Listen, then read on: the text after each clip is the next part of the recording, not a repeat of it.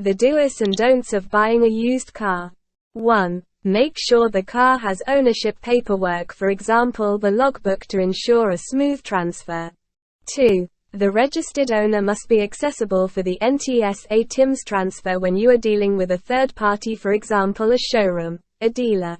3. Perform an NTSA search. Make sure the details from the search match with those on the logbook. 4. If there are any discrepancies like engine number is not the same, leave the deal.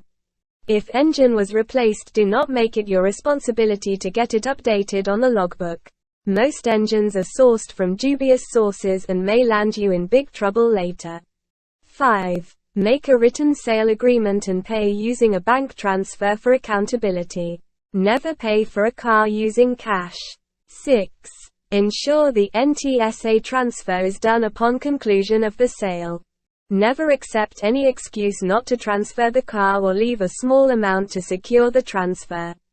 The money might not be enough to deal with any eventuality regarding a failed transfer as promised. 7. Please note, once you sign the agreement, there is no other chance to complain later.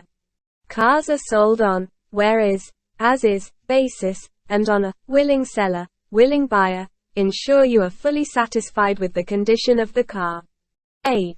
Always have someone to accompany you. Never venture in car a deal without a witness.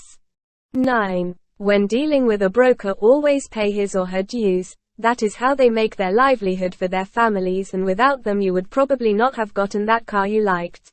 10. Use your sixth common sense always. When a deal is too good to be true, think twice.